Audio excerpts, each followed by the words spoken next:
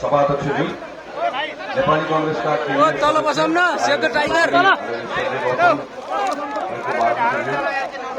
पार्टीका आदरणीय सभापतिज्यू, लुम्बिनी प्रदेशका आदरणीय सभापति अमर सिंह पुनज्यू, लुम्बिनी प्रदेशका पदाधिकारीज्यूहरू, बाँके पार्टीका सभापतिज्यू, मान्य सांसदज्यूहरू र पार्टीको अन्य विभिन्न जिम्मेवारी निर्वाह गरिराख्नुभएका मञ्चमा आसीन वरिष्ठ नेताहरू, पार्टीका नेता साथीहरू, यहाँ उपस्थित श्रद्धेय आमा बुवा दाजुभाइ दिदीबहिनीहरू, यहाँहरू सबैलाई हार्दिक अभिवादन। जय नेपाल।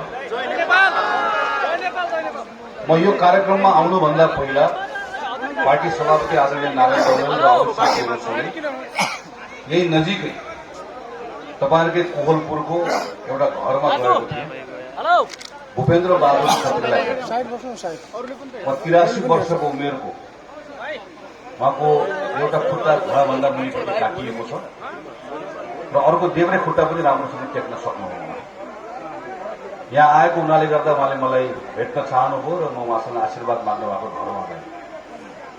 2058 सालमा घरमा बसिरहेको बेलामा माओवादीले उहाँलाई थुतेर लिएर गएको, उहाँको श्रीमती र उहाँको छोरा दुईटालाई मरणासन्न हुने गरिकन पिटेर घरमा बाँधेर राखेको र उहाँको अहिले उहाँलाई बताउँदै हुनुहुन्थ्यो मलाई, दाहिने खुट्टालाई ढुङ्गामा राखेर घनले हालेर दाहिने खुट्टा सकिएपछि देब्रे खुट्टालाई पनि गरेर यो मान्छे बाँकी छैन भनिसके पछाडि हिसारेर घरमा बाँधेर राखेको श्रीमती र छोराको अगाडि ल्याएर मर्यो भनेर फालिदियो। उहाँ ईश्वरको कृपाले बाँच्नुभयो, आज हाम्रो बीचमा हुनुहुन्छ। तर अहिले पनि मलाई तपाईँलाई भेट्न मात्र बसेको, म यहाँबाट तुरुन्त फर्केर सल्यान जानु छ। सल्यानमा हाम्रो राजीव शाह प्रतिनिधि आउनुभएको छ, त्यहाँको कार्यक्रममा सहभागी हुन जानुपर्छ भनेर भन्दै हुनुहुन्थ्यो। म पार्टीको विभिन्न कार्यक्रममा आउँदै गर्दा जब यस्तो पार्टीको साथीहरू भेट्छु, त्यस पछाडि नेपाली कांग्रेस पार्टीको सदस्य भएकोमा मेरो गौरव अझ चुलिन्छ। यो कस्तो पार्टी हो, यो पार्टीप्रति मानिसहरूको कत्रो ठूलो आस्था हो। दुईटा खुट्टा, एउटा खुट्टा टेक्न सक्नुहुन्न, एउटा खुट्टा काटिदिएको छ। बैशाखीको सहारामा बल्ल बल्ल हिँड्नुहुन्छ, सल्यान जान आतुरता छ, किनभने पार्टीको कार्यक्रममा भ्याउनु छ। सांसद होइन, मन्त्री होइन, लाभको पद केही पनि छैन, तर पनि त्यो पार्टी भनिसकेपछि त्यो पार्टीका निम्ति उहाँको जीवन समर्पित गर्नुभएको छ।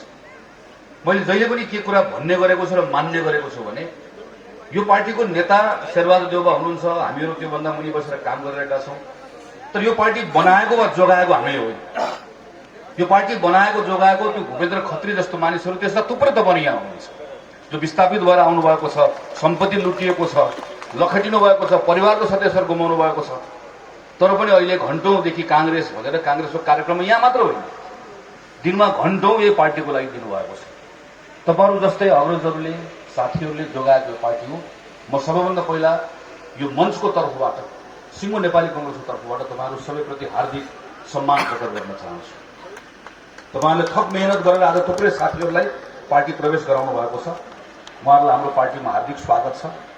तपाईहरूको उपस्थितिले हामीलाई थप हाम्रो शक्ति पनि बढाएको छ, हाम्रो घरलाई थप समृद्ध पनि बनाएको छ र म विश्वास गर्छु पार्टीको विभिन्न जिम्मेवारीमा रहनुभएको साथीहरूले, आज नयाँ आउनुभएको साथीहरूलाई रुचि अनुसार, क्षमता अनुसार र आवश्यकता अनुसार उहाँहरूलाई जिम्मेवारी दिनुहुन्छ भन्ने कुराको विश्वास पनि व्यक्त गर्छु। पोषणजी मेरो अभिन्न मित्र हुनुहुन्छ।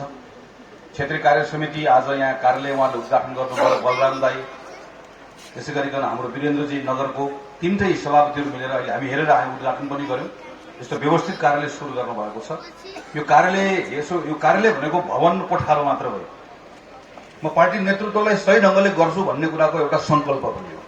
म पार्टीलाई व्यवस्थित ढंगले चलाउँछु, विधिसम्म ढंगले चलाउँछु र पार्टीको साथीहरूलाई सबैलाई म पहुँच दिन्छु भन्ने कुराको संकल्प पनि एउटा प्रारम्भ गर्नुभएको छ।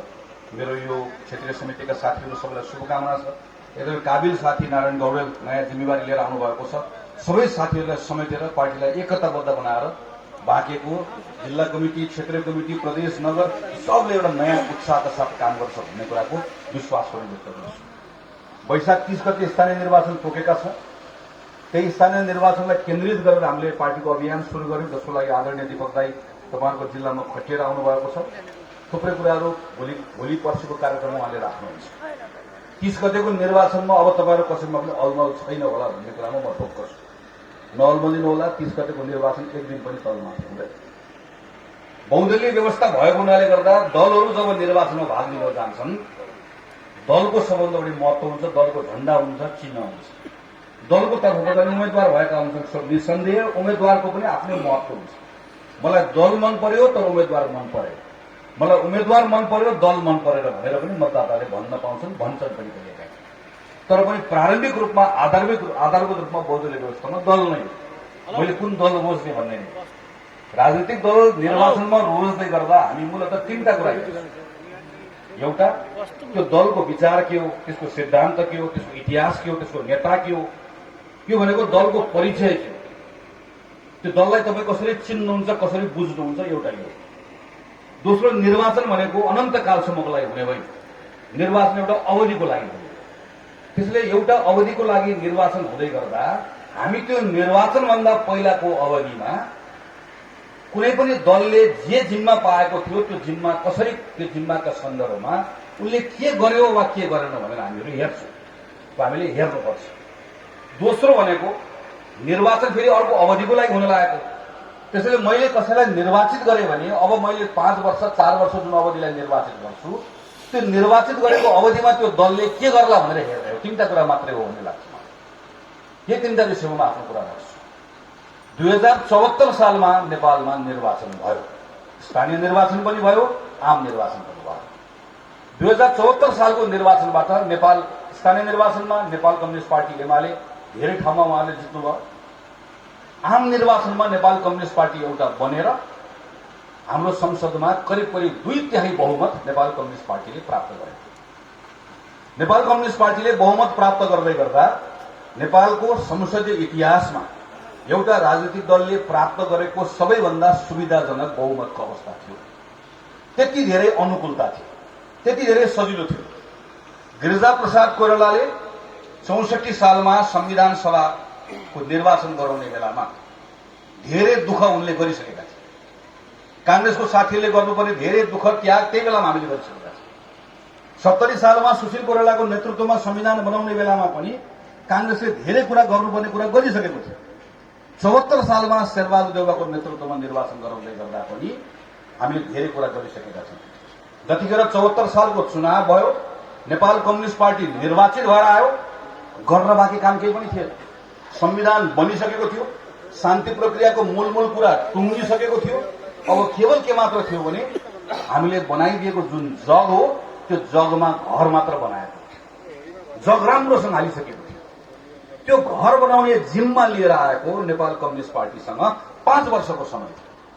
त्यो 5 वर्षको समय आउँदै गर्दा उसले हामीसँग के बाचा गरेको थियो चुनावमा? हामीलाई के भनेको थियो भने 2 वर्षभित्रमा अब नेपालमा एउटा पनि हाम्रो भान्सालाई चाहिने एउटा पनि अन्न, तरकारी, फलफूल, माछा, मासु कुनै पनि कुरा भारतबाट वा चीनबाट कुनै पनि देशबाट एउटा कुरा पनि नेपालमा आयात गर्नु पर्दैन। 5 वर्षभित्रमा नेपालले हाम्रो फलफूल, तरकारी, माछा, मासु सबै कुरा बेचेर खन पैसा कमाउँछ र खुट्टे भरिन्छ। मैले भनेको होइन, नेपाल कम्युनिस्ट पार्टीले 2074 सालमा बहुमत प्राप्त गर्दै गर्दा यो भनेको, यो कुरा गर्नको लागि हामीलाई बहुमत दिनुहोस् भनेर भनेको। नेपाल कम्युनिस्ट पार्टीले के भन्यो? पूर्वदेखि पश्चिमसम्मको सबै राजमार्ग 5 वर्षभित्रमा 6 लेनको बन्नेछन्। बाटो मात्र बन्ने छैन, बाटोको छेउछेउमा छुकछुक गर्दै रेल पनि दौडने छ। रेल चढ्न मन लाग्ने रेल चढ्नु, बस चढ्न मन लाग्ने बस चढ्नु। 2टा चढ्न मन लागेन भने पानी जहाज चढे पनि हुन्छ। मैले भनेको होइन, नेपाल कम्युनिस्ट पार्टीले भन्यो। नेपाल कम्युनिस्ट पार्टीले भन्यो अब वर्षको नेपालमा 5 लाख रोजगारी सृजना गरिएछ। 5 लाख रोजगारी सृजना गरिसकेपछि कतार, मलेसिया काम गर्न जानुपर्ने छैन। नेपाल कम्युनिस्ट पार्टीले भन्यो 5 वर्षभित्रमा अब नेपालको प्रत्येक गाउँमा, शहरमा, सबै ठाउँमा ठूल्ठूलो अस्पतालहरू बनाइनेछ। यो सबै नेपाल कम्युनिस्ट पार्टीले गरेको बाचा हो, चुनाव जित्दै गर्दा गरेको बाचा हो। 2 वर्ष, पहिलो 2 वर्ष सरकार चलाउँदै गर्दा म संसदभित्र भएको छलफल सम्झन्छु कि संसदको पहिलो दिन यसै गरी मञ्चमा उभिएर नेपाल कम्युनिस्ट पार्टीको निर्वाचित प्रधानमन्त्री केपी ओलीलाई शुभकामना दिँदै गर्दा मैले यही आज भनेको कुरा त्यहाँ पनि पढेर सुनाएको थिएँ। यो तपाईँले घोषणा गर्नुभएको कुरा हो। यस्तो अनुकूलता नेपालमा कसैले पनि पाएको थिएन। हामी सबै तपाईँलाई मद्दत गर्छौं, तर यो भाषा पूरा गर्नुपर्छ। 2 वर्षभित्र एउटा पनि भाषा पूरा भएन। सम्झनुहोस् एकपटक, कांग्रेसको कार्यकर्ताले सम्झनै पर्छ र जनतालाई बताउनै पर्छ। नेपालमा सबैभन्दा अनुकूलता भएको त्यो बेलामा 2 वर्षको, जब 74 सालबाट 75 साल, 75 सालबाट 76 सालको प्रारम्भको 2 वर्षमा जहाँ सबैभन्दा बढी अनुकूलता थियो, त्यो बेलामा नेपालको विकास, नेपाली जनताको जीवनस्तर माथि उठाउने कुरामा एउटा काम पनि भएन। जनताको त कुरा छोडिदिनुहोस्, नेपाल कम्युनिस्ट पार्टी एमालेमा काम गरेका मानिसहरू के भन्थे भने लाल सलाम भनेर जानेहरूले प्रधानमन्त्रीसँग भेट पाउँदैनथे, खाम सलाम भनेर जाने मानिसहरूले भेट पाउँथे। वरिपरि सबै तपाईँले याद गर्नुहोस्, त्यो काण्डहरू याद गर्नुहोस्, यति काण्ड, ओम्नी काण्ड। मैले किन सम्झाउन खोजेको भने हामी चाँडो कुराहरू बिर्सन्छौँ, हामी चाँडो कुरा बिर्सन्छौँ, किनकि प्रत्येक दिन नयाँ काण्ड घटना आइरहेको हुन्छ। हामी पुरानो कुरा छिटो बिर्सन्छौँ, जसले गर्दा गल्ती गर्नेहरूले दण्डबाट उन्मुक्ति पाउने अवस्था हुन्छ। तेस्रो वर्ष कोभिड आयो।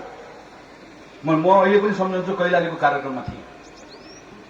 स्वास्थ्य मन्त्रीलाई एयरपोर्टमा भेटेको र मैले स्वास्थ्य मन्त्री एयरपोर्टमा भेट्दै गर्दा ठूलो संकट नेपालमा आएको छ मन्त्रीजी, काठमाडौँ गएर तपाईँहरू हामी बसेर सल्लाह गरेर सँगै काम गर्नुपर्छ भनेको सम्झन्छु। काठमाडौँ गयौँ, म र अरू केही सांसदहरूले हामीले मेहनत गरेर सरकारका निम्ति एउटा यो काम गर्न सकिन्छ भनेर एउटा दस्तावेज तयार गर्यौं, संसदमा लग्यौं, प्रस्तुत गर्यौं, छलफल गरायौं। हामीले सरकारलाई भन्यौं यो विश्वव्यापी संकट हो, नेपालमा पनि महासंकट छ, हामी तपाईसँग उभिन्छौँ भनेर भन्यौं। 10,000 मानिसहरू मरे कोभिडको कारणले गर्दा केपी ओली प्रधानमन्त्री हुनुभएको बेलामा। म दावाका साथ भन्छु, सरकार संवेदनशील भएको भए 10,000 मध्ये 8,000 मानिसको ज्यान बचाउन सकिन्छ। 2000 को सकिन्न थियो, 8,000 मानिसको ज्यान बचाउन सकिन्छ। कोभिडको कारणले गर्दा लकडाउन भयो। किसानहरू जसले बल्ल बल्ल बनिबुत गरेर खाएका थिए, समयमा मल नपाउँदा, समयमा बजार नपाउँदा, खेतमा गएर काम गर्ने श्रमिक नपाउँदै गर्दा सबैभन्दा बढी दुखी हुने मध्येमा किसान परे। किसान मात्र होइन, सानो उद्योग चलाउने मान्छेहरू जसले 2 पैसा ब्याङ्कबाट लोन लिएका थिए, ती लाखौंको संख्यामा ती घरबार विहीन भए, व्यवसाय त गयो। सानोको मात्र होइन, कसैले ठूलो पार्टी प्यालेस बनाएको छ, ब्याङ्कमा लगेर आफ्नो घर गिरवी राखेर बनाएको छ, उसको 1 वर्षसम्म पार्टी प्यालेस बन्द भयो, उसको 1 वर्षसम्म होटल बन्द भयो, बसवालाको बस बन्द भयो, ट्रकवालाको ट्रक बन्द भयो। सरकार आफैले अध्ययन गरेर के निकाल्यो भने कोभिड सुरु भएपछि मात्रै 18 लाख मान्छे जो पहिला गरिब थिएनन्, कोभिड सुरु भएपछि गरिब भयो भने तथ्याङ्क निकाल्यो। सरकार आफैले के तथ्याङ्क निकाल्यो भने विदेशमा गएका लाखौं हाम्रा साथीहरू फर्केर आएका छन्, फेरि फर्केर गएर काम पाएका छैनन्। सरकार आफैले तथ्याङ्क निकाल्यो कि हाम्रो विदेशसँग भएको व्यापार अहिले जताततै बन्द भएको। सरकार आफैले तथ्याङ्क निकालेर भन्यो पर्यटक नेपाल आउन छाडेका छन्। सरकार आफैले भन्यो हाम्रो अर्थतन्त्र ठूलो समस्यामा परेको छ। त्यस्तो बेलामा हामीले सरकारलाई भन्यौं हामी तिमीलाई मद्दत गर्छौं, हामीले सरकारलाई भन्यौं हामीसँगै काम गर्छौं। तर यो बेलामा हाम्रो सरकारले के गर्यो? हाम्रो सरकारले संसद भङ्ग गरिदियो। हाम्रो सरकारले संसद भङ्ग गरिदियो। त्यो संसद भङ्ग किन गर्यो भन्ने प्रश्नको उत्तर कसले दिने हो? कांग्रेसले दिने हो। नेपाल कम्युनिस्ट पार्टीको प्रधानमन्त्री ओलीदेखि प्रचण्डदेखि माधव नेपालसम्म आज जो देशभरि यस्तै मञ्च बनाएर म यो गर्छु, म यो गर्छु, म यो गर्छु भन्नेले जनता तल बस्नेहरूको प्रश्नको उत्तर दिनुपर्छ कि पर्दैन? 5 वर्षको लागि जिम्मा लिएर गएको, आफैले बनाए, आफैले पाएको बहुमत आफैले थेग्न नसकेको, आफूले लिएको जिम्मा आफूले चलाउन पूरा गर्न नसकेको हामीले त के, हामीले त एउटा बाटो बनाइदिएर एउटा ठाउँसम्म बस लगेर पुर्याइदिएर अब योभन्दा अगाडिको यात्रा 5 वर्ष तिमीले गर भनेर ड्राइभरको सिटमा लगेर राखिदिएको मान्छे 5 वर्षसम्म बस त्यहाँ पुर्याइसके पछाडि अब चुनावबाट फेरि अर्को ड्राइभर आउने हो कि त्यही ड्राइभर दोहोरिने हो भन्ने पद्धति बसाल्नुपर्ने ठाउँमा बसको ड्राइभर आफैले बस हिँडबाट खसालिदिएको छ। खसालिदिएर केही मान्छे त्यहाँबाट झरेर भिरतिर समातेर बल्ल बल्ल बाँचेका छन्। हामी यहाँ छौं, हामी यहाँ छौं भनेर कराएर हामीले बाहिर निकालेर ल्याए। एक थरी त्यस्ता भए। अर्को बसको ड्राइभर आफैले बस खसालिदिएको छ। अनि खसालिदिएदेखि अनि स्वाति बाहिर आएर के भन्छ भने देखिस् म जस्तो बहादुर कोही छ भन्छ। बस चलाउने जिम्मा पाएको छ। बस चलाउने ड्राइभरले सकुशल सबै यात्रीले लिएर जानुपर्ने ठाउँमा आफै बस भिरबाट धकेल्छ, आफै खसाल्छ, अनि मैदानमा आएर भन्छ म जस्तो बहादुर कोही छ। पूर्व प्रधानमन्त्री केपी ओलीको यो चालक भन्दा अर्को फरक तपाईँ कुनै दृश्य सोध्न सक्नुहुन्छ। 5 वर्ष संसद चलाउने जिम्मा लिएर गएको, जिम्माको कुरा मात्र होइन, एउटा युवक भएर सोच्नुहोस्, कांग्रेस भएर छोडिदिनुहोस् एकछिन। नेपालको राजनीतिमा लामो उतार चढावपछि हामी एउटा यस्तो अवस्थामा आयौं जतिखेर धेरै लामो समयपछि पल्ल एउटा सरकारले काम गर्ने मौका पायो, तपाईको विषयमा काम गर्ने मौका पायो। नेपालमा उद्योग धन्दा कसरी खोल्ने होला, नेपालमा रोजगारी कसरी बढाउने होला, नेपालले यत्रो व्यापार घाटा हुन्छ, हामी सबै सामान किन्छौँ, केही पनि बेच्दैन, बेच्ने सामान कसरी बनाउने होला, कतार मलेसिया गएका केटाकेटीलाई कसरी फर्काउने होला भनेर सोच्ने मौका पहिलो पटक एउटा प्रधानमन्त्रीले पाउनु भयो। तर त्यो मौका पाएको प्रधानमन्त्रीले त्यो मौकाबाट चुक्दै गर्दाखेरि त्यसको मूल्य हामी सबैले चुकाउनु परेको छ।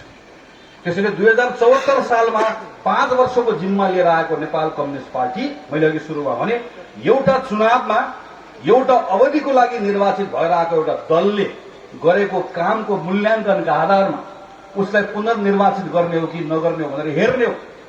48 सालमा कांग्रेसले बहुमत पायो, हामीले बहुमत हेर्न सकेनौं। 51 मा जनताले हामीलाई सानो पार्टी बनाइदियो। 56 मा एमाले र माले फुट्यो, कांग्रेसले 56 मा एमाले र माले फुटेको हुनाले गर्दा एमाले र माले दुईटैलाई सजाय दिए। 64 मा माओवादी ठूलो पार्टी भएर आयो, संविधान सभाको जिम्मा लिएर आएको थियो, संविधान बनाउन सकेन, 70 मा माओवादीलाई खुइलाइदियो। यो निर्वाचनमा जनताले प्रयोग गर्ने विवेक हो, शक्ति हो। त्यसैले यो पटक कांग्रेसका साथीहरूले टोल टोलमा गएर, घर घरमा गएर जनताको बीचमा गएर यही कुरा बताउनुपर्छ। एउटा एमालेको नेता वा एमालेको स्थानीय जनतालाई, कार्यकर्तालाई गएर पनि बताउनुपर्छ वा मतदातालाई गएर बताउनुपर्छ। यो पटक नेपाल कम्युनिस्ट पार्टी एमालेलाई मत किन दिने, के को लागि दिने? मैले अघिल्लो पटक दिए, मेरो बाले पनि दिनुभएको थियो, बाजेले पनि दिनुभएको थियो भन्नेलाई पनि एकपटक सोध्नै पर्छ, भन्नै पर्छ। सजाय पाउनु पर्दैन, एकपटक सजाय पाउनु पर्दैन। 74 सालमा नेपाली कांग्रेस पार्टीले 74 सालमा प्रतिपक्षको जिम्मा पायो। म सञ्जय गौतम, हामी सबै सांसद, हामी प्रतिपक्षको आसनमा बस्यौं, कुर्सीमा बस्यौं।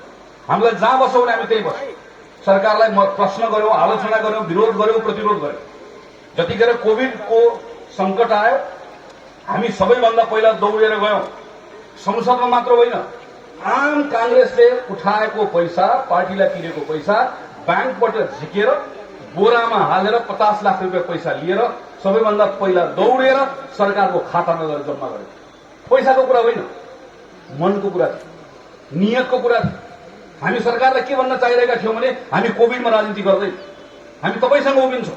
भारतले लिम्पियाद्वारा लिपुलेखमा एकतर्फी रूपमा पूर्वाधार बनायो, नक्सा छाप्यो, प्रधानमन्त्री चुइक्क बोलिराख्नु भएको थिएन।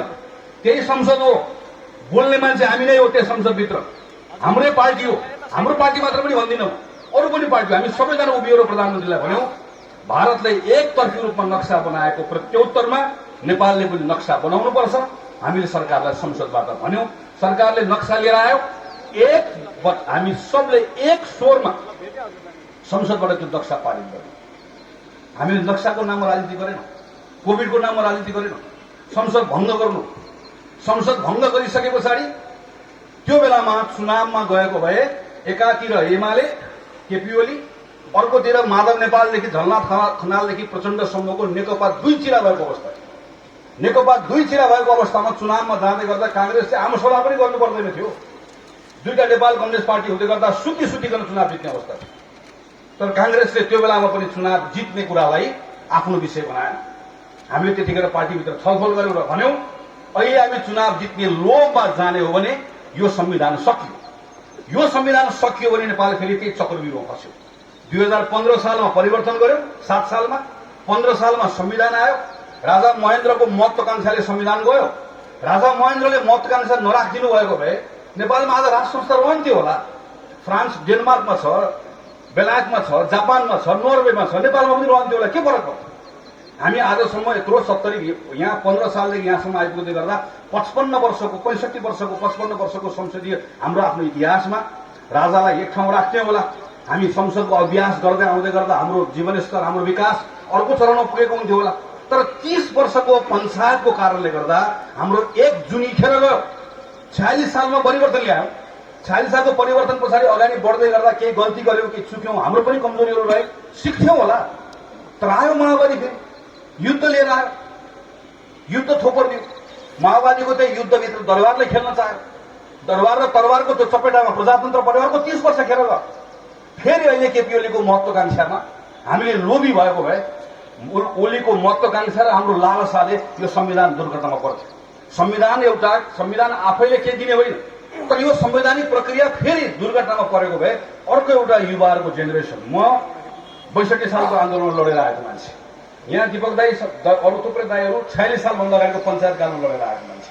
हजुरबालाई सोधे पनि लडेको भन्छ, बालाई सोधे पनि लडेको भन्छ, म पनि लडेको, अब छोराछोरी पनि सबै लड्ने मात्रै, गर्ने चाहिँ कहिले? सधैँ एउटा व्यवस्था ल्याउने, त्यसलाई जोगाउन नसक्ने, त्यो जान्छ अनि फेरि लड्ने, फेरि आउने। यो हामीलाई मन्जुर छैन भन्यौं, अदालतले संसदको पुनर्स्थापना गरिदियो। संसदको पुनर्स्थापना गरिदिसकेपछि फेरि केपी ओलीले संसद भङ्ग गर्नुभयो, फेरि भङ्ग गर्नुभयो। र केपी ओलीकै पार्टीको सांसदहरू लाइन लागेर बुढाली कण्ठ गएर हाम्रो सभापतिलाई भन्नुभयो, निवेदन छ, बिन्ती छ। केपी ओलीले धेरै भाङ पारिसके, अब कांग्रेसले बाहेक यो भाङ कसैले टाल्दिन सक्दैन, कृपया भाङ टाल्दिनु पर्यो। हामी टाल्न आयो। यो 4 वर्ष नेपाल कम्युनिस्ट पार्टी, सिङ्गो Nepal communist party, Nepal communist पार्टीभित्रको एमाले उहाँले भत्काउँदै जानुभयो, हामी टाल्दै, हामी मिलाउँदै गयौँ। उहाँहरू भाङ पार्दै जानुभयो, हामीहरू टाल्दै गयौँ। उहाँहरू उधार्दै जानुभयो, हामी सिलाउँदै गयौँ। सिलाउने कांग्रेस नभएको भए, वाल टाल्ने र त्यसलाई मिलाउने कांग्रेस नभएको भए यो संविधान अस्ति नै दुर्घटनामा परिसक्यो र हामी आज अर्को ठूलो अस्थिरतामा पुगिसकेका हुन्थ्यौं। त्यसैले म पार्टीको साथीहरूलाई आग्रह गर्न चाहन्छु, जनताको बीचमा गएर धेरै पुरानो कुरा छोडिदिनुहोस्, अहिलेको कुरा गरौँ। 74 साल पछाडि यो पटक कांग्रेसलाई मत किन दिने भन्ने कुराको सन्दर्भमा पहिला नेकपा एमालेलाई मत किन दिने, माओवादीलाई मत किन दिने, समाजवादीलाई मत किन दिने, के कारणले दिने र कांग्रेसलाई यो पटक मत किन नदिने, यो प्रश्न लिएर हामीहरू जानुपर्छ। यो 4 वर्षको अवधिमा राम्रो गर्नेले पुरस्कार पाउनुपर्छ, गलत गर्नेले दण्ड पाउनुपर्छ। दण्ड र पुरस्कारको व्यवस्था निर्वाचनबाट भएन। जनताले दललाई, प्रवृत्तिलाई दण्डित गर्ने मौका पाएको बेलामा चुक्यो भने जवाफदेहिताको राजनीति रहँदैन। यो हामीले लिएर जानुपर्छ। दोस्रो विषय, कुनै पनि पार्टी, अहिले मैले भने पार्टीको विचार, पार्टीको इतिहास, पार्टीको नेता, पार्टीको परिचय हामीले दल छान्दै गर्दा हेर्ने। यो सन्दर्भमा आज धेरै साथीले चर्चा गर्नुभएको छ। अहिलेको बहुचर्चित एमसीसी, नेपालको राजनीतिक दलहरू कस्ता छन्, कस्ता हुन् भनेर चिनाउनका निम्ति हाम्रो अगाडि एउटा महत्त्वपूर्ण, हाम्रो लागि एउटा हतियार पनि नभनौं, हाम्रो लागि एउटा टुलको रूपमा हाम्रो लागि आएको छ। हामीले पार्टी चिन्नु पर्यो। कांग्रेस कस्तो हो भनेर चिन्नको लागि अब बीपी कोइराला, एमाले कस्तो हो भनेर चिन्नको लागि पुष्पलाल, नेताहरूले के गरेर आए, के भनेर आए, त्यसका आधारमा चिन्न सकिन्थ्यो, आज पनि सकिन्छ। तर अहिलेको लागि हामी सबैलाई सजिलो के भयो भने एमसीसी एउटा यस्तो विषय बनेर आयो, यसको आधारमा नेपालको राजनीतिक दलहरूलाई नेपालका जनताहरूले चिन्ने मौका पाएका छन्। 2066 सालमा माधव नेपाल प्रधानमन्त्री हुनुभएको बेलामा नेपाल कम्युनिस्ट पार्टी एमालेको नेता सुरेन्द्र पाण्डे अर्थमन्त्री हुनुभएको बेलामा 66 सालमा संयुक्त राज्य अमेरिकाको विश्व ब्याङ्कको सम्मेलनमा भाग लिन गएको बेलामा एमसीसीको मुख्यालयमा गएर यत्रो ठूलो अनुदान अमेरिकाले यति धेरै देशहरूलाई बाँड्न लागेको रहेछ। अमेरिकाको मित्र राष्ट्रमध्ये नेपाल पनि हो, हाम्रो यत्रो वर्षदेखिको सम्बन्ध छ, हामीलाई पनि पूर्वाधार बनाउनु पर्ने छ, त्यो कारणले गर्दा नेपाललाई पनि यो सूचीमा राख्नु पर्यो भनेर 66 सालमा माधव नेपालको अर्थमन्त्री सुरेन्द्र पाण्डेले सुरु गर्नुभएको एमसीसीको यात्रा, त्यस पछाडि झलनाथ खनाल प्रधानमन्त्री हुनुभएको बेलामा, जतिखेर झलनाथ खनाल प्रधानमन्त्री हुनुभएको भनेको एमाले र माओवादीको संयुक्त सरकार, झलनाथ खनालको उपप्रधानमन्त्री भरतमोहन अधिकारीले 4 दिनको संयुक्त राज्य अमेरिकाको भ्रमण गरेर त्यहाँको उपमन्त्रीलाई भेटेर औपचारिक रूपमा एमसीसी परियोजनामा नेपाललाई पनि समेटिदिनु पर्यो भनेर गर्नुभएको आग्रह, त्यो आग्रहको आधारमा अमेरिकाले चिठी पठाउँदै गर्दा झलनाथ खनाल बदलिएर नेपालको प्रधानमन्त्री बाबुराम भट्टराई हुनुभएको अवस्था र बाबुराम भट्टराईलाई पठाएको चिठीमा तपाईको योभन्दा अगाडिको सरकारले हामीले जुन अनुरोध गर्यो अनुरोधलाई सकारात्मक रूपमा लिएका छौं। हामीले तपाईहरुलाई प्रारम्भिक रूपमा छनौट गरेका छौं। अब तपाईहरुसँग छलफल गर्छौं भन्दै गर्दा बाबुराम भट्टराईको सरकार अर्थात माओवादीको सरकारले निर्णय गरेर धन्यवाद हामी यो प्रक्रिया अगाडि बढाउन चाहन्छौं भनेर नेपालबाट आधिकारिक व्यक्ति छनौट गरेको अवस्था। त्यसपछि संविधान सभा भंग, खिलराज रेग्मीको नयाँ सरकार, त्यो सरकारले गरेको काम।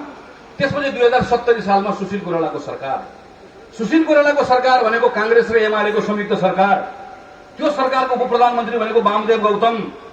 सुशील कोइराला र वामदेव गौतम भएको त्यो सरकारले 2 वर्ष लगाएर एमसीसी का सन्दर्भमा थप काम गरेर नेपालमा कुन परियोजना छान्ने होला, दोधारा चाँदनीको पोर्टका बारेमा पनि छलफल गरे, फास्ट ट्र्याक बनाउने हो कि भनेर छलफल गरे। त्यो छलफल गर्दै गर्दा अन्तिममा एउटा निष्कर्षमा पुगेको कि अहिलेका लागि बिजुली उत्पादन एकदमै धेरै नेपालमा हुन थाल्यो। पैसा ब्याङ्कले लगाएको छ, तपाईको पैसा पनि परेको छ बिजुली उत्पादन। नेपालको बिजुली तपाई कहीँ कुनै ब्याङ्कमा शेयर हाल्नु भएको छ भने त्यो ब्याङ्कको पैसा पनि बिजुली उत्पादनमा परेको छ। यत्रो धेरै जनताको लगानी बिजुली उत्पादनमा भएको छ। तर उत्पादन गरेको बिजुलीलाई बिजुली उत्पादन गर्ने ठाउँबाट बाहिर निकाल्ने प्रसारण लाइन भएन भने त हामी बर्बाद हुन्छौं, डुब्छौं। त्यसैले प्रसारण लाइन बनाउनको लागि यो पैसा प्रयोग गर्नु पर्यो भनेर गरेको निर्णय, त्यो निर्णय गरिसके 2072 सालमा बनेको केपी ओलीको सरकार। अनि केपी ओलीको सरकारले गरेको निर्णय कि सुशील कोइरालाको सरकारले छानेको प्रसारण लाइनको आयोजना ठिक छ, अब त्यसको प्रस्ताव लेख्नु पर्यो। त्यो प्रस्ताव लेख्न प्राविधिक सहयोग पनि चाहियो, आर्थिक सहयोग पनि चाहियो भनेर एमसीसी सँग लिएको 1 अरब 13 करोड पैसा, 1 अरब 13 करोड पैसा लिने निर्णय गर्ने मन्त्री परिषदको अध्यक्ष केपी ओली, उप प्रधानमन्त्री अघि निमाजीले चर्चा गर्नुभएको राष्ट्रिय जनमोर्चाको नेता चित्रबहादुर केसी, अर्को उप प्रधानमन्त्री सीपी मैनाली, अर्को उप प्रधानमन्त्री हिजो तपाईहरुको यहाँ आएर भाषण गर्ने राप्रपाको उप प्रधानमन्त्री नेता कमल थापा, अर्को उप प्रधानमन्त्री भीमराव। यो सरकारले निर्णय गरेर लिएको 1 अरब 13 करोड पैसा, यो 1 अरब 13 करोड पैसा लिइसकेर जब सम्झौता लेख्दै गर्दा अनि केपी ओलीको सरकार हटेर आएको प्रचण्डको सरकार, जसको म पनि मन्त्री थिएँ, अनि प्रचण्डको सरकारमा प्रस्ताव ल्याउने कृष्णबहादुर महरा, कृष्णबहादुर महराले ल्याएको प्रस्तावमा हाम्रो मन्त्री परिषदले जुन प्रस्ताव पारित गर्यो, अब प्रस्ताव पनि हामीले लेख्यौं।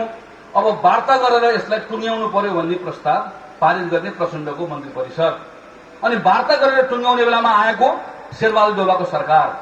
त्यो शेरबहादुर देउवाको सरकारको फेरि मन्त्रीको भन्दा माओवादीको मन्त्री, अनि शेरबहादुर देउवाको सरकारले गरेको सम्झौता, त्यो सम्झौतापछि 74 सालको चुनावपछि केपी ओलीको सरकार, अनि केपी ओलीको सरकारले 2073 साल 2076 साल माघ 25 गते मन्त्री परिषदबाट गरेको निर्णय, त्यो निर्णयमा बस्ने मान्छे को भन्दा केपी ओली, उपेन्द्र यादवदेखि लिएर माओवादीका नेता, त्यो बेलामा त नेकपा एउटै पार्टी थियो, जनार्दन शर्मा, वर्षमान पुन, शक्ति बस्नेत, बिना मगर सबै बसेर मन्त्री परिषदबाट पास। त्यो पास भइसकेपछि अनि 2076 सालको वैशाखबाट एकैपटक के भन्न सुरु भने यो प्रस्ताव पारित भयो भने त नेपाल डुब्छ, यो प्रस्ताव पारित भयो भने त नेपालमा अमेरिकाबाट सेना आउँछ, यो प्रस्ताव पारित भयो भने त नेपालमा अमेरिकी कानून लागू हुन्छ, यो प्रस्ताव पारित भयो भने त अघि साथीले चर्चा गर्नुभएको जस्तै विदेशीहरू नेपालमा अपराध गर्छन्, उनलाई नेपालको कानून केही पनि लाग्दैन। म यसको विषयमा जानुभन्दा पहिला यति मैले तपाईलाई भनिसकेपछि तपाईको मनमा एउटा कुरा आएन? 2066 सालमा माधव नेपाल यसमै काम गर्नुहुन्छ, झलनाथ खनाल यसमै, बाबुराम भट्टराई यसमै, भीमराव यसमै, अग्निसापकोटा यसमै, प्रचण्ड यसमै, कृष्णबहादुर महरा यसमै, चित्रबहादुर केसी यसमै, सबै यही कुरा भन्छन्। अनि उनीहरूले आज मञ्चमा आएर के भन्दैछन् भने यो प्रस्ताव पारित गर्नेहरू गद्दार हुन् भन्दैछन्।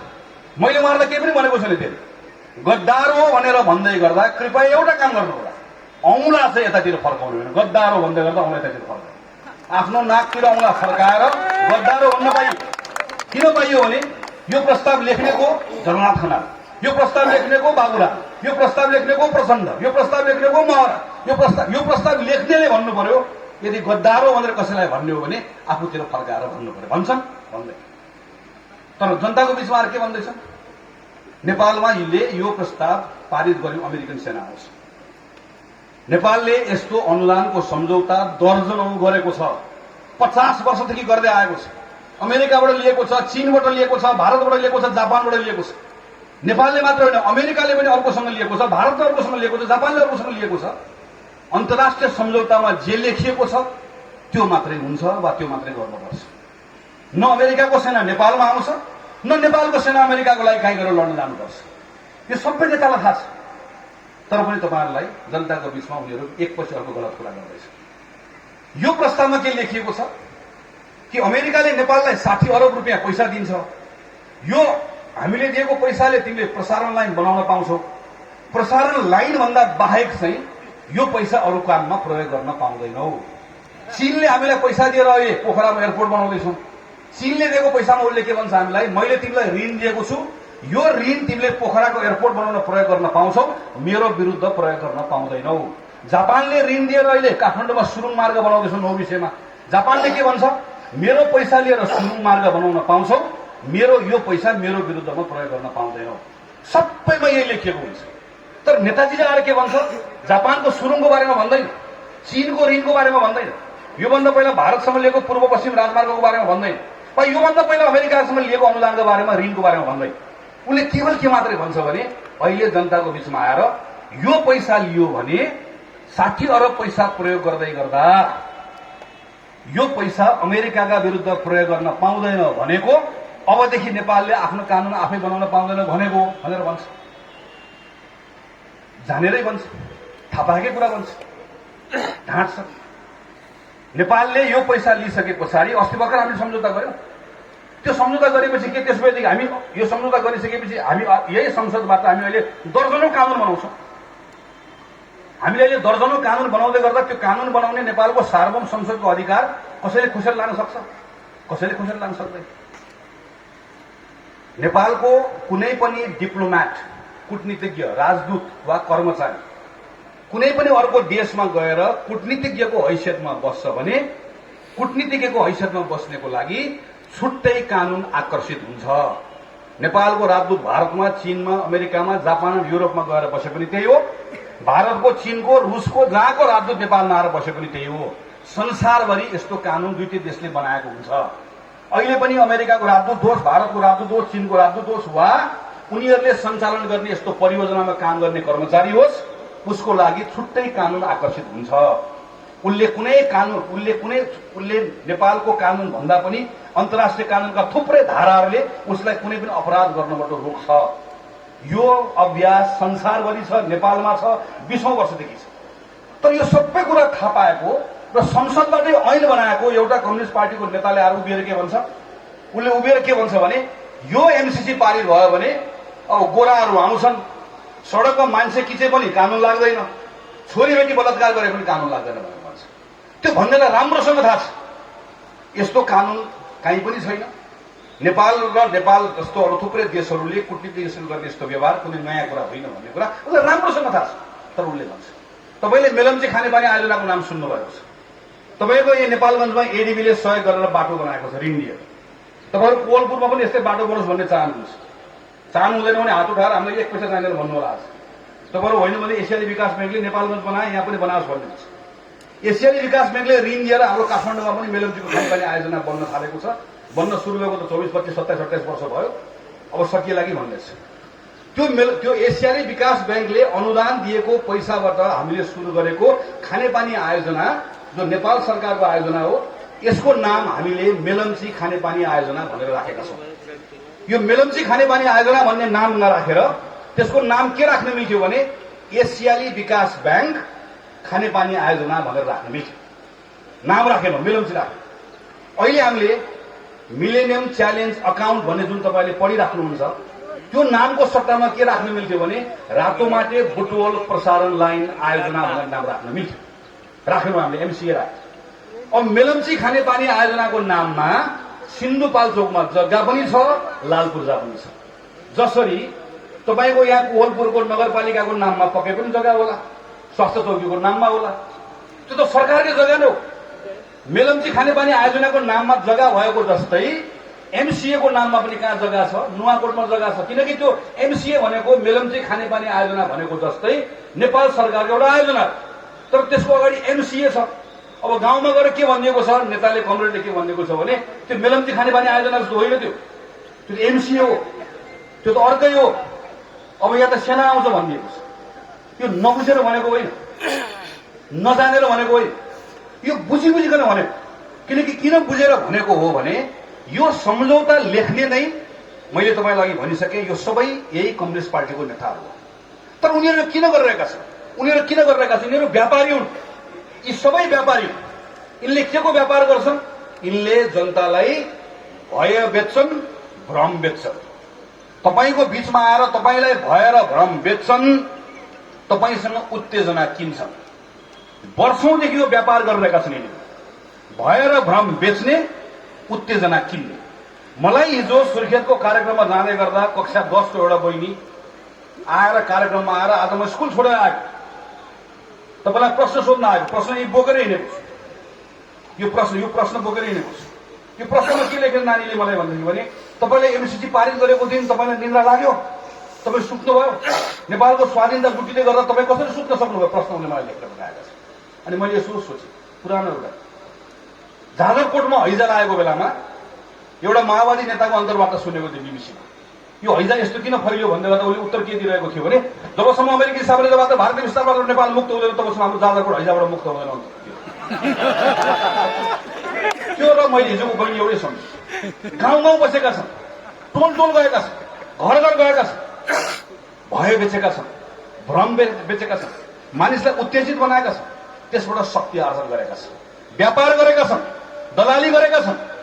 किनकि हामी बोलेका छैनौँ। 2046 सालको परिवर्तन पछाडि किशुनजीले 1 वर्षभित्रमा संविधान बनाउनु भयो, चुनाव गराउनु भयो। 48 सालमा गिरिजाप्रसाद कोइरालाको नेतृत्वमा सरकार बन्दै गर्दा त्यो बेलामा पञ्चायतले बनाएको अर्थतन्त्र कस्तो थियो? मण्डलीहरू आएर ठूलो कुरा गर्छन्। हाम्रो अर्थतन्त्रमा जम्मा 12 अरब रुपियाँ मात्र राजस्व उठ्थ्यो। 12 अरब मध्ये पनि 40% त हामीले पञ्चायतले लिएको ऋणको साउँ र ब्याज तिर्नु पर्थ्यो र 1 अरब रुपियाँ त्यो बेलामा सरकारले सञ्चालन गरेको उद्योगहरूको घाटा तिर्नु पर्थ्यो। सरकारले बुद्धिमानीपूर्ण निर्णय गर्यो, जुत्ता चलाउने उद्योग बेच्यो, कपडा चलाउने उद्योग बेच्यो, सिमेन्ट चलाउने उद्योग बेच्यो, किनकि त्यो उद्योगले जम्मा 500,000 मान्छेलाई रोजगारी दिन्थ्यो, वर्षको 1 अरब घाटा लाग्थ्यो। सरकारले के गर्यो? त्योभन्दा बढी बरु तिमी कुनै पनि निजी क्षेत्रको मान्छेलाई आएर कपडा उद्योग खोल भन्यो, जुत्ता उद्योग खोल भन्यो। आज नेपालमा चलिरहेको उद्योगले वर्षको 17 करोड जोर जुत्ता उत्पादन गर्छ। 17 करोड जोर, 9 करोड जोर जुत्ता नेपाली बजारलाई चाहिन्छ। 3 करोड जोर जुत्ता हामी अहिले लगाइरहेको जुत्ता त्यही हाम्रो फ्याक्ट्रीको उत्पादन लगाउँछौँ। हाम्रो दुर्भाग्य 6 करोड अहिले पनि हामी बाहिरबाट ल्याउँछौँ, जब कि हामीसँग क्षमता छ। कोही यसको कुरा गर्दैन। एउटा कमरेड आएर के भन्छ मञ्चमा आएर, यो कांग्रेसले बाँसबारी छाडा जुत्ता कारखाना बेच्यो, उद्योग बेच्यो भन्छ। फेरि अर्को एउटा भ्रम बेच्छ। अनि तल बसेको कांग्रेस साथी आफ्नो जुत्ता यसो फर्काएर हेर्दा पनि हेर्दै, कहाँ बनेको भने हेर्दा पनि हेर्दै। उनलाई के लाग्छ भने सरकारले उद्योग चलाएको, रक्सी उद्योग, चुरोट उद्योग, सिमेन्ट उद्योग चलाउने कुरा ठिक थियो भने कांग्रेसको एउटा कार्यकर्ताले उभिएर कम्युनिस्टको नेताले के सोध्दैन भने यो सबै कुरा ठिक थियो भने यो बीचमा धनराज बाबुराम प्रचण्ड सबै प्रधानमन्त्री वा केपी ओली प्रधानमन्त्री हुँदै गर्दा कुनै पनि कम्युनिस्ट पार्टीको सरकारले एउटा पनि चुरोट उद्योग किन खोलेन? एउटा पनि जुत्ता उद्योग किन खोलेन? एउटा पनि कपडा उद्योग किन खोलेन? किनकि उनलाई राम्रोसँग थाहा छ उद्योग यस्तो उद्योग सरकारले चलाउने होइन। सरकारले विद्यालय चलाउने हो, सरकारले स्वास्थ्य क्षेत्रमा लगानी गर्ने हो, सरकारले पूर्वाधारमा लगानी गर्ने हो। तर यो उद्योग सरकारले चलाउनु होइन भन्ने कुरा थाहा छ, तर भन्दैन, बेचिरहेको छ। म आजभोलि सुनिरहेको छु, अहिले पनि एकजना साथीले चिट दिएर जानुभयो यहाँ, नेपाल मागेर चल्छ। केपी ओलीले बनाउनु भएको अस्तिको बजेट 16 खरबको बजेट, 16 खरबको बजेटमा तपाईँ हामी सबैले तिरेको करबाट हाम्रो खुत्रेकेमा जम्मा भएको पैसा 10 खरब, 10 खरब पैसा जम्मा भएको पैसा 10 खरब केमा खर्च गर्न छुट्याएको बजेट, तल भत्ता अनि हामीले खाएको ऋणको साउँ र ब्याज, अनि 4 खरब रुपियाँ विकासलाई भनेर छुट्याएको। त्यो 4 खरब विकासलाई छुट्याएको बजेटमा एकातिर पढ्नुहोस् 4 खरब विकास, अर्कोतिर पढ्नुहोस् विकासलाई छुट्याएको 4 खरब कहाँबाट ल्याउने भन्दा 4 को 4 खरब ऋणबाट ल्याउने।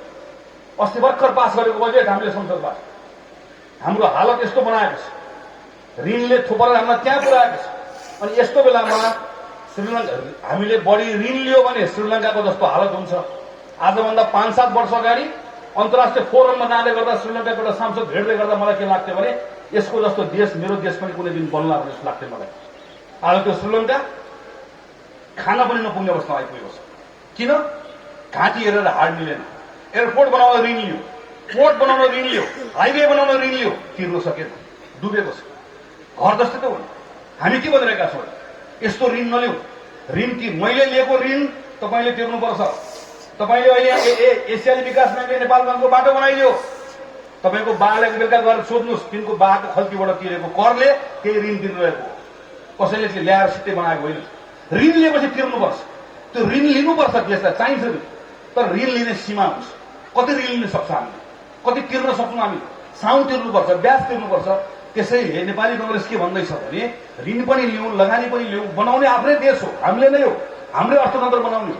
तर नेपाल जस्तो देशले हामीले सम्भव भएसम्म फिर्ता गर्नु नपर्ने पैसा लिने कोसिस गर्नुपर्छ भन्दै गर्दा आज हामी हेर्छौँ जनताको बीचमा गएर के भनिदिएको छ, कांग्रेसमा माग्ने कुरा गर्नु भनिदिएको छ। त्यसमा तपाईँ एउटा सोध्नुहोस् न, कुनै एउटा कमरेडलाई एउटा यहीँको सांसदलाई बोलाएर सोध्नु, ल नेपालगञ्जको बाँकेको सांसद लाइन राखेर सोधौँ, तपाईँलाई यो पटक विकासको खर्च कति चाहिएको छ? तपाईँले अहिले यहाँ भनेको कुरा टिपेको मैले, तपाईँलाई प्रादेशिक विश्वविद्यालय पनि चाहिएको छ, कोवलपुरमा कृषि विश्वविद्यालय बनाउने हो गर्ने। तर बनाउनुको लागि पैसा हामीसँग आज हामीसँग खुत्रेमा भएको पैसाको साइज कति हो? अनि यो बनाउनलाई लगानी ल्याउनु परेन, बाहिरबाट स्रोत ल्याउनु परेन। बाहिरबाट आउने स्रोत भनेको कि लगानीमा आउँछ कि ऋणमा आउँछ कि अनुदानमा आउँछ। कांग्रेस के भनिरहेको छ, लगानी ल्याउँ, प्रशस्त ल्याउँ, अनुदान ल्याउँ, ऋण पनि लिउँ, तर कम लिउँ, तिर्न सक्ने गरिकन लिउँ। गलत हो। यही कुरा लगातार बेचिराखिएको छ। त्यसैले मैले सबै ठाउँ भनेको छु, म आम पार्टीको साथीहरूलाई भन्न चाहन्छु, एमसीसीको विषय लिएर जनताको बीचमा तपाईँहरू जाँदै गर्दाखेरि कुनै पनि एमालेको साथी तपाईँसँग बहस गर्न आयो, तपाईँसँग ठूलो कुरा गर्न आयो भने, एमालेकै पार्टीको नेता वा कार्यकर्ता हो भने तपाईँले धेरै बहस गर्नै पर्दैन। तपाईँले केवल यति मात्र भन्ने हुन्छ, तपाईँ यहाँबाट जानुस्, कोवलपुरबाट टिकट काट्नुहोस्, काठमाडौँ पठाइदिनुहोस्, काठमाडौँभित्र ट्याक्सी चढाएर बालकोट पठाउने काम म गर्छु। र उनलाई एउटै कुरा भन्ने, हामीले उत्तर दिने होइन, बालकोट जाने 2000 याद गर्ने तिमी 2075 साल माघ 25 गते तिम्रो बा केपी ओलीले मन्त्री परिषदको बैठकबाट एमसीसी पारित गर्दै गर्दा के नसामा पास गरेको हो? त्यति सोधेको छ। माओवादीको साथीले बढी यहाँ ए माओवादी, बी माओवादी, सी माओवादीको साथीले बढी बोल्यो भने तिनलाई पनि पठाइदिने। कसैलाई स्थानीय कार्यकर्तालाई बोसो लागेको छ भने प्लेन चढेर पठाइदिने, काठमाडौँ पठाउने, ट्याक्सी चढेर खुमलटार हामीले पठाउने र खुमलटार पठाएर उनलाई पनि भन्ने, तिम्रो बालाई गएर पहिला सोध। 2073 सालमा तपाईँ आफू प्रधानमन्त्री हुँदै गर्दा यो किन पारित गरेको? तपाईँको पार्टी नेकपा हुँदै गर्दा पारित किन गरेको सोध भनेर भन्ने, अनि अस्ति भोट किन हालेको भनेर सोध भनेर भन्ने। तर जनताले तपाईँलाई सोधे भने, जनता एमाले कांग्रेस माओवादी हुँदैन। मलाई कसैले आएर चिट दिनुभयो, मैले त्यसको उत्तर दिनुपर्छ। तपाईँ कुन पार्टीको मैले भन्न पाउँदिनँ। अरू कसैले पार्टीको मञ्चबाट भन्छ भने जवाब तपाईँको एक लाइनको जवाब, काठमाडौँ जाने, बालाई भेट्ने, बालाई सोध्ने। तर जनताले तपाईँलाई सोध्छ भने तपाईँले उत्तर दिनुपर्छ र भन्नुपर्छ, हो नेपाली कांग्रेस पार्टीले सरकारमा बस्दै गर्दा पनि एमसीसीको पक्षमा निर्णय गरेको, सरकारबाट बाहिर आउँदै गर्दा पनि एमसीसीको पक्षमा निर्णय गरेको। किन? किनकि 60 अरब रुपियाँ फिर्ता नगर्नुपर्ने पैसाले प्रसारण लाइन बनाउने कुरा नेपालको हितमा हुन्छ भन्ने कुरा कांग्रेसले ठानेको। यस्तो आयोजना बनाउँदै गर्दा, यसको आयोजना एउटा मात्र होइन, 50औं आयोजना बनाउनुपर्छ भने कांग्रेसले ठानेको। यो आयोजना बनाउँदै गर्दा नेपालको राष्ट्रिय हित सबैभन्दा माथि राख्नुपर्छ भन्ने कुरामा कांग्रेस प्रष्ट भएर ठानेको। कांग्रेस चीन, भारत, अमेरिका, जापान, युरोप सबसँग समान सम्बन्ध राख्न चाहन्छ। नेपाली कांग्रेस कुनै आफ्नो यो भूमि कुनै पनि आफ्नो मित्रका विरुद्धमा प्रयोग हुन दिँदैन। कांग्रेस भारत र चीनको बीचको सम्बन्ध राम्रो होस् भन्ने चाहन्छ, चीन र अमेरिकाको बीचको सम्बन्ध राम्रो होस् भन्ने चाहन्छ। सम्बन्ध कथम कदाचित बिग्रियो भने पनि कसैको पक्षमा उभिँदैन। कांग्रेस दुईटैसँगको सम्बन्ध कायम राख्न चाहन्छ। कांग्रेस सबैसँगको सम्बन्ध कायम राख्न चाहन्छ। नेपालको स्वाधीनताको कुरा, नेपालको राष्ट्रिय हितको कुराको सन्दर्भमा कांग्रेसले कहिले पनि सम्झौता गर्दैन। कांग्रेसलाई थाहा छ आम नेपाली जनता अत्यन्त स्वाभिमानी छन् भन्ने कुरा थाहा छ, त्यसमा गौरव गर्छ। कांग्रेस चाहन्छ कुनै एउटा दिन यस्तो दिन आओस् जुन दिन नेपालले अहिले मैले भनेको जस्तो खुत्रुकेमा पैसा छैन भनेर कोहीसँग माग्न जान नपरोस्, उल्टो दुःख परेका देशलाई देश नेपालले दिन सकोस्। दक्षिण कोरिया कुनै बेला युद्धबाट जर्जर भएको बेलामा 1945-50 साल अर्थात् 2007 साल हामीका प्रजातन्त्र आएको सालदेखि करिब करिब 35-40 वर्षसम्म दक्षिण कोरियाले अमेरिका र युरोपबाट लगानी ल्यायो, ऋण लियो, अनुदान लियो, मेहनत गर्यो, पूर्वाधार बनायो, उद्योग खोल्यो, सामान बेच्यो र अहिले हामी जस्तो देशलाई पैसा दिन्छ। नेपाल पनि 30-35 वर्षमा त्यो ठाउँमा पुर्याउन सकिन्छ। नेपाली कांग्रेस ठान्दछ नेपाललाई त्यही ठाउँमा पुर्याउने। त्यो ठाउँमा पुर्याउनको लागि पूर्वाधार बनाउनु पर्नेछ, जनशक्तिमा लगानी गर्नुपर्नेछ, स्रोतको अभाव छ, त्यो अभाव पूर्ति गर्नुपर्नेछ।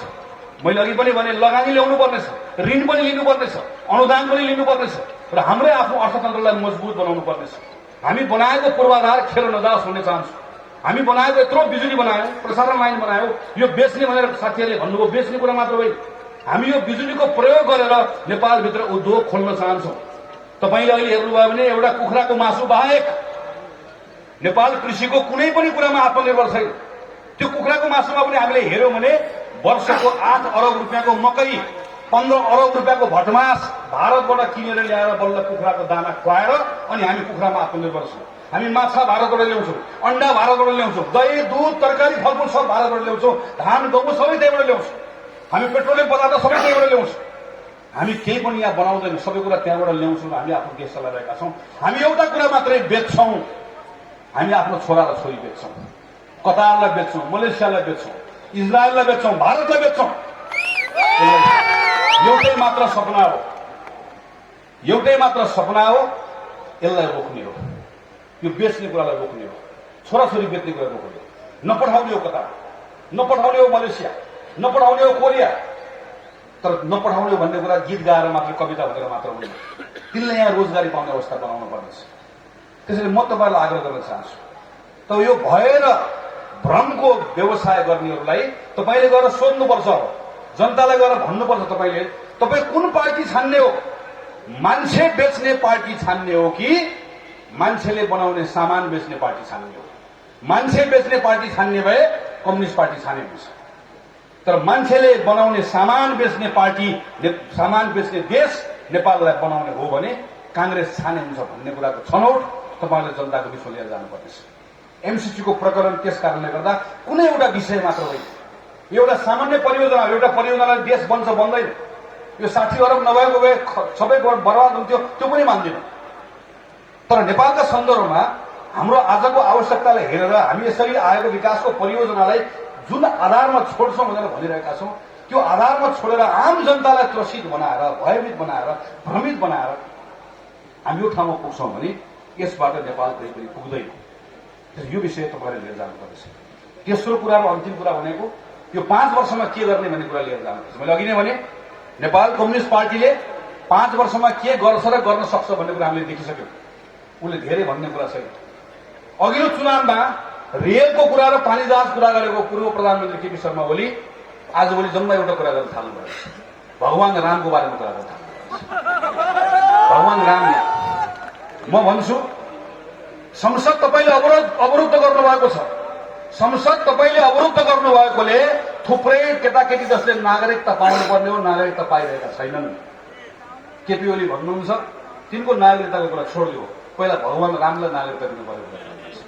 म भन्छु म भगवान राम मान्ने मान्छे हो, हनुमान भक्त हो, मलाई राम्रोसँग थाहा छ हाम्रो भगवानलाई नागरिकता चाहिँदैन, हाम्रो भगवानलाई नागरिकता चाहिँदैन भन्ने कुरा हामीलाई राम्रोसँग थाहा छ। तर भगवान कहिले पनि नमानेको तर मानेको ढोङ गर्नुपर्नेहरूले भगवानलाई नागरिकता चाहिन्छ भनेर हामीलाई त्यो पनि बेच्न खोज्दैछ। राम यहीँको हुनुहुन्थ्यो, हिजो त राम मात्र होइन दशरथ पनि यहीँको हुनुहुन्थ्यो भनेर कथा कतै भनेर सुनिरहेको छ। अब यो पटकको चुनाव राम र दशरथको नाममा लड्ने हो कि यो पटकको चुनाव कति रोजगारी सृजना गर्ने भन्ने नाममा लड्ने? यो पटकको चुनाव भगवान रामप्रतिको हाम्रो आस्थामा, हाम्रो भावना, हाम्रो सम्मानमा कोही खेल्न खोज्दैछ। हेर्नुहोस्, कमजोरहरूले जहिले पनि यसै गरी खेल्छ। मैले पनि भए हाम्रो धर्म खतरामा छ, पहिला तर्साइदियो अनि आयो म बचाउँछु भने, हाम्रो सिमाना खतरामा छ, पहिला तर्सायो अनि आयो म जोगाउँछु भने। म नेपाली कांग्रेसको एउटा कार्यकर्ता भएर भन्दैछु 5 वर्ष नेपाली कांग्रेसले मौका पाउँदै गर्दा हामी यो 5 वर्षभित्रमा हामीले वर्षौंदेखि गरेको वाचा कि आम जनताको छ, मेरो छोरी राम्रो विद्यालयमा पढ्छ, 5 वर्षभित्र म आम नेपाली जनताको छोरीहरू त्यस्तै विद्यालयमा पढ्न सक्ने हैसियतको बनाउन चाहन्छु। म आफैले बनाएर आएको स्वास्थ्यको बिमा सम्बन्धी कानून छ, कानून बनाएर आए, त्यसको लागू गरिदिएको छैन।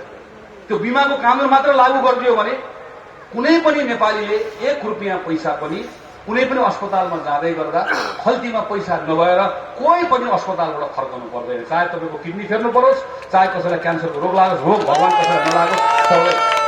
तर हाम्रो डेमोक्रेसी कस्तो छ, एउटा पूर्व प्रधानमन्त्री बिरामी भयो भने 50 लाख रुपियाँ सरकारको कोषबाट पैसा लिएर भारत र सिङ्गापुरमा गएर उपचार गरेर आउँछ, अनि आइसकेपछि एयरपोर्टमा आएर प्रेस कन्फरेन्स गरेर के भन्छ भने तपाईँलाई सञ्चय छ भनेर भन्छ। ऊ त गएर आइसक्यो, त्यो बदल्ने हो। 5 वर्षभित्रमा रोजगारीलाई केन्द्रमा राख्ने हो। रोजगारीलाई केन्द्रमा राखेर यो 5 वर्षभित्रमा लाखौंको संख्यामा रोजगारी सृजना गर्ने हो। तपाईँले स्थानीय स्तरमा उठाउनु भएको मुद्दाहरू छ। तपाईँले यहाँको अव्यवस्थित बसोबास जुन खालको स्थितिको छ, यो हल होस् भन्ने चाहनु भएको छ। शेरबहादुर देउवाको सरकारले नै यही चुनाव भन्दा अगाडि योसँग सम्बन्धित भएको धेरै कुराहरू हल गर्छ, गराउने हो र बाँकी रहेको कुराहरू पनि हाम्रो सरकार बन्ने कुरा सँगसँगै हल गर्ने हो। तपाईँले यहीँनिर औद्योगिक क्षेत्रमा यहाँभित्र थुप्रै साथीहरू बस्नु भएको छ, त्यो साथीहरूको बसोबासको कुरा प्रभावित नहोस् भन्ने चाहना राख्नु भएको छ। अघि नै हाम्रो मान्यजीले भोयाक पनि पार्टीको साथीहरू, हाम्रो किसान सङ्घको अध्यक्षले कुरा गर्नुभयो कि यहाँभित्र थुप्रै मुक्त कमाईहरूले हिजो आफूले पाएको जग्गा जमिनका बारेमा त्यसको प्रयोग गर्न पाएका छन्। प्रादेशिक विश्वविद्यालयको कुरा गर्नुभएको, जुन यहाँबाट नहटोस् भन्ने चाहनु भएको छ, हट्दै तपाईँले कृषि विश्वविद्यालय खोलोस् भन्ने चाहनु भएको छ। यस्तो प्रत्येक ठाउँमा विकासका यस्ता असीमित चाहनाहरू छ। हामी यी विषयहरूमा, यी मुद्दाहरूमा केन्द्रित हुन चाहन्छौँ, यो कामहरू गर्न चाहन्छौँ। यो मुद्दाहरूमा काम गर्नको लागि 5 वर्षको समय चाहन्छौँ। 5 वर्षको केन्द्रको सरकार मात्र भएर हुँदैन, कोलपुरको सरकार पनि हामीलाई चाहिएको छ, नेपालगञ्जको सरकार पनि चाहिएको छ। माथि र तलको सरकारलाई एक ठाउँमा राखेर काम गर्न चाहन्छु। 5 वर्ष काम गर्छौँ, केही कुराको बाचा गर्छौँ, त्यो बाचा पूरा भएन भने जनतालाई भन्छौँ 5 वर्ष यो काम गर्छौँ, यो बीचमा पार्टी तोड्यौं फोड्यौं काम गर्न सकेनौं भने अर्को 20 वर्ष रुख चिन्हमा भोट माग्न आउँदा पनि आउँदैन। यो विश्वास ल्याउनु छ, यो संकल्प ल्याउनु छ।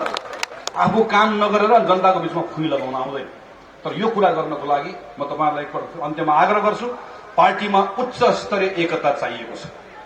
कम्युनिस्ट पार्टीहरू टुटफुट भएका छन्, तपाईहरु नआत्तिनु होला। तपाईहरुले भन्नुभएको छ, यो तपाईहरु सबै साथीहरुको चाहना छ, कांग्रेस एक्लै लड्नुपर्छ, कांग्रेसले आफ्नै चुनाव चिन्हमा मत हाल्न पाउनुपर्छ भन्ने तपाईको भावनाको उच्च सम्मान पार्टीले गर्छ, गर्नुपर्छ।